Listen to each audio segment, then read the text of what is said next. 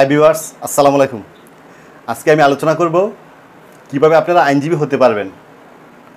যাদের স্বপ্ন আছে আইনজীবী হওয়ার এবং নিজের কেরিয়ার হিসাবে আইনজীবী পেশাকে বেছে নেওয়ার, আবার অনেকের ইচ্ছে আছে যে নামের সাথে অ্যাডভোকেট লাগানো, তারা কিভাবে আইনজীবী হতে পারবেন বা নামের সাথে অ্যাডভোকেট লাগাতে পারবেন। সাথে আছে আমি অ্যাডভোকেট রুহুল আমিন। আমার এই চ্যানেল থেকে প্রতিনিয়ত আইন বিষয়ে ভিডিও পোস্ট করা হয়। আমার কোনো ভিডিও যদি আপনাদের ভালো লেগে থাকে তাহলে আমার এই চ্যানেলটা সাবস্ক্রাইব করে পাশে থাকা বেল আইকনটি বাজিয়ে দিন। আইনজীবী যদি হতে চান আপনারা দুইটি পদ্ধতিতে আইনজীবী হতে পারবেন। একটা পদ্ধতি হচ্ছে যে কোনো গ্রুপ থেকে আপনারা প্রথমে ইন্টারমিডিয়েট পাশ করবেন। পাশ করার পরে ইন্টারমিডিয়েট পাশ করার পরে এলএলবি এবং অনার্স একসাথে আপনারা কোর্স করতে পারবেন।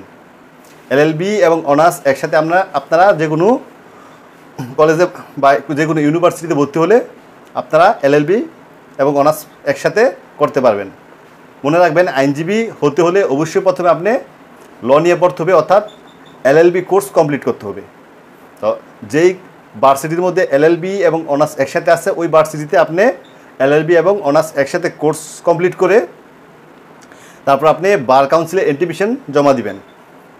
জমা দেওয়ার পরে বার কাউন্সিল কর্তৃক এমসিকিউ রিটেন ভাইভা পরীক্ষার মাধ্যমে আপনি আইনজীবী সনদ গ্রহণ করবেন। তারপর থেকে আপনি একজন আইনজীবী হিসাবে যে কোনো আদালতে যে কোনো কোর্টে কাজ করতে পারবেন এবং নামের সাথে অ্যাডভোকেট লাগাতে পারবেন। পদ্ধতি আরেকটা হচ্ছে যে কোনো ভার্সিটি থেকে আপনি অনার্স অথবা ডিগ্রি কমপ্লিট করে, এটা মনে রাখবেন, আপনি ডিগ্রি করার পরেও আপনি আইনি পেশার সাথে নিজেকে জড়িত পারবেন।